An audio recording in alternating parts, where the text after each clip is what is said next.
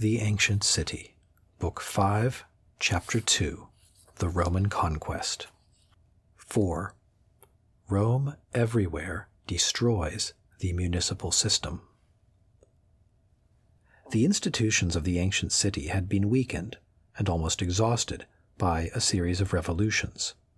One of the first results of the Roman dominion was to complete their destruction and to efface what still remained of them. This we can see by observing the condition into which the nations fell as they became subject to Rome.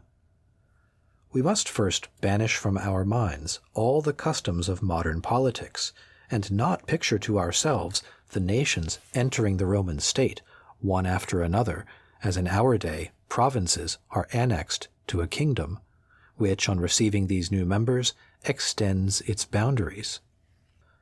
The Roman state, Civitas Romana, was not enlarged by conquests.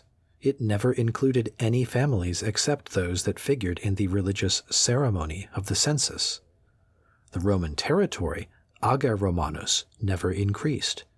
It remained enclosed within the immutable limits which the kings had traced for it, and which the ceremony of the Ambarvalia sanctified every year. What increased with every conquest was the dominion of Rome, Imperium Romanum. So long as the Republic lasted, it never entered the mind of anyone that the Romans and the other peoples could form a single nation. Rome might indeed receive a few of the conquered, allow them to live within her walls, and transform them in course of time into Romans, but she could not assimilate a whole foreign people to her people, an entire territory to her territory. Still, this was not peculiar to the policy of Rome, but a principle which held through all antiquity. It was a principle from which Rome would sooner have departed than any other city, but from which she could not entirely free herself. Whenever, therefore, a people was conquered, it did not enter the Roman state, it entered only the Roman dominion. It was not united to Rome, as provinces are today united to a capital. Between other nations and itself, Rome knew only two kinds of connection: subjection or alliance. From this it would seem that the municipal institutions must have subsisted among the conquered, and that the world must have been an assemblage of cities distinct from each other, and having at their head a ruling city. But it was nothing of the kind. The effect of the Roman conquest was to work in every city a complete transformation. On the one side were the subjects deditati, or those who, having pronounced the formula of the deditio, had delivered to the Roman people their persons, their walls, their lands, their waters, their houses, their temples, and their gods. They had therefore renounced not only their municipal government, but all that appertained to it among the ancients, that is to say, their religion and their private law. From that moment, these men no longer formed a political body among themselves.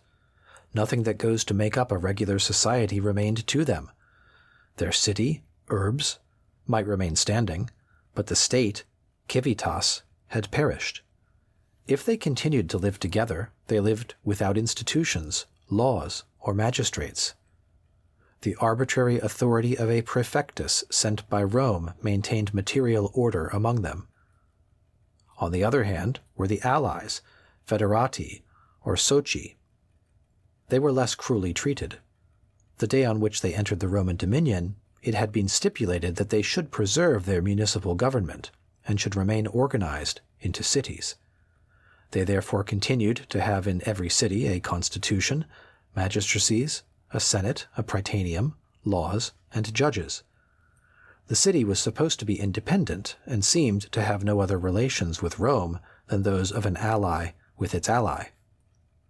Still, in the terms of the treaty which had been drawn up at the time of the conquest, Rome had been careful to insert these words: Majestatem populi Romani comiter conservato. These terms established the dependence of the allied city upon the metropolitan city, and as they were very vague, it happened that the measure of this dependence was always in accordance with the will of the stronger. The cities, which were called free, received orders from Rome, obeyed proconsuls, and paid taxes to the collectors of the revenue. Their magistrates rendered their accounts to the governor of the province, who also heard the appeals from the judges. Now such was the nature of the municipal system among the ancients that it needed complete independence, or it ceased to exist. Between the maintenance of the institutions of the city and their subordination to a foreign power, there was a contradiction which perhaps does not clearly appear to the eyes of the moderns, but which must have struck every man of that period. Municipal liberty and the government of Rome were irreconcilable. The first could be only an appearance, a falsehood, an amusement calculated to divert the minds of men. Each of those cities sent almost every year a deputation to Rome, and its most minute and most private affairs were regulated by the Senate. They still had their municipal magistrates, their archons, and their strategii, freely elected by themselves, but the archon no longer had any other duty than to inscribe his name on the registers for the purpose of marking the year, and the strategus, in earlier times the chief of the army and of the state, now had no other care than to keep the streets in order and inspect the markets. Municipal institutions, therefore, perished among the nations that were called allies, as well as among those that bore the name of subjects. There was only this difference, that the first preserved the exterior forms. Indeed, the city, as antiquity had understood it, was no longer seen anywhere except within the walls of Rome. Then, too, the Romans, while everywhere destroying the municipal system, substituted nothing in its place. To the people whose institutions they took away, they did not give their own instead. The Romans never thought of creating new institutions for their use. They never made a constitution for the people of their empire, and did not understand how to establish fixed rules for their government. Even the authority which Rome exercised over the cities had no regularity. As they made no part of her state or of her city, she had no legal power over them. Her subjects were strangers to her, a reason why she exercised this irregular and unlimited power which ancient municipal law allowed citizens to exercise towards foreigners and enemies. It was on this principle that the Roman administration was a long time regulated, and this was the manner in which it was carried on. Rome sent one of her citizens into a country. She made that country the province of this man, that is to say, his charge, his own care, his personal affair. This was the sense of the word provincia. At the same time, she conferred upon this citizen the imperium. This signified that she gave up in his favor, for a determined time, the sovereignty which she held over the country. From that time, this citizen represented in his own person all the rights of the republic, and by this means he was an absolute master. He fixed the amount of taxes, he exercised the military power, and administered justice. His relations with the subjects, or the allies, were limited by no constitution. When he sat in his judgment seat, he pronounced decisions according to his own will. No law controlled him, neither the provincial laws, as he was a Roman, nor the Roman laws, as he passed judgment upon provincials.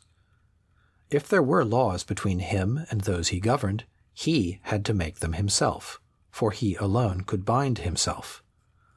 Therefore the imperium with which he was clothed included the legislative power, and thus it happened that the governors had the right, and established the custom, on entering the provinces, of publishing a code of laws, which they called their edict, and to which they morally promised to conform. But as the governors were changed annually, these codes changed every year, for the reason that the law had its source only in the will of the man who was, for the time, invested with the imperium.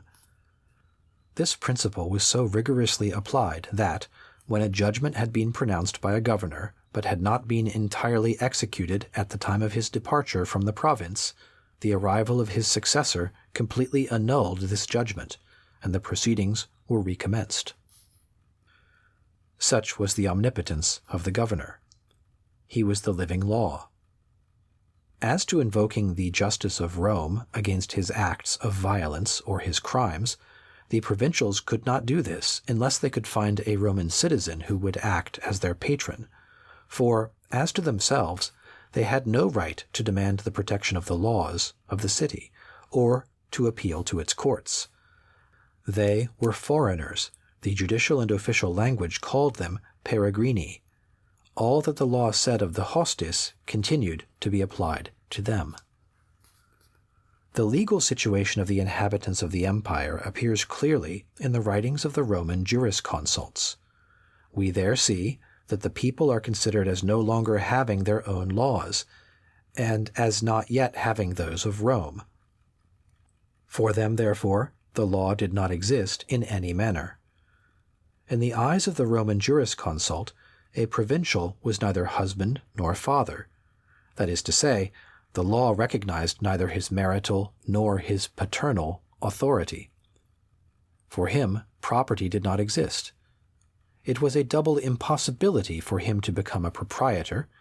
It was impossible by reason of his personal condition, because he was not a Roman citizen, and impossible by reason of the condition of the land, because it was not Roman territory, and the law admitted the complete right of ownership only within the limits of the ager Romanus. For the lawyers taught that the land in the province was never private property, and that men could have only the possession and usufruct thereof. Now what they said in the 2nd century of our era of the provincial territory had been equally true of the Italian soil before Italy obtained the Roman franchise, as we shall presently see. It is certain, then, that the people, as fast as they entered the Roman Empire, lost their municipal religion, their government, and their private law. We can easily believe that Rome softened in practice whatever was destructive in this subjection. We see indeed that, though the Roman laws did not recognize the paternal authority in the subject, they allowed this authority still to subsist in practice. If they did not permit a certain man to call himself a proprietor of the soil, they still allowed him the possession of it. He cultivated his land, sold it, and devised it by will. It was not said that this land was his, but they said it was as good as his, pro suo. It was not his property, dominium, but it was among his goods, in bonis. Rome thus invented for the benefit of the subject a multitude of turns and artifices of language. Indeed, the Roman genius, if its municipal traditions prevented it from making laws for the conquered, could not suffer society to fall into dissolution. In principle, the provincials were placed outside the laws, while in fact they lived as if they had them, but with the exception of this, and the tolerance of their conquerors, all the institutions of the vanquished and all their laws were allowed to disappear. The Roman Empire presented for several generations this singular spectacle. A single city remained intact, preserving its institutions and its laws, while all the rest, that is to say, more than 100 millions of souls, either had no kind of laws or had such as were not recognized by the ruling city. The world then was not precisely in a state of chaos, but force, arbitrary rule, and convention, in default of laws and principles, alone sustained society.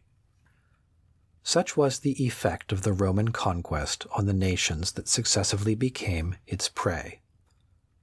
Of the city, everything went to ruin. Religion first, then the government, and finally private law. All the municipal institutions, already for a long time shaken, were finally overthrown and destroyed. But no regular society, no system of government replaced at once what had disappeared. There was a period of stagnation between the moment when men saw the municipal governments dissolve and that in which another form of society appeared. The nation did not at once succeed the city, for the Roman Empire in no wise resembled a nation.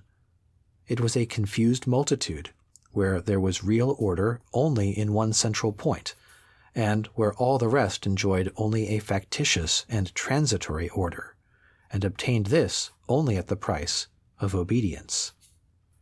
the conquered nations succeeded in establishing themselves as an organized body only by conquering in their turn the rights and institutions which Rome was inclined to keep for herself.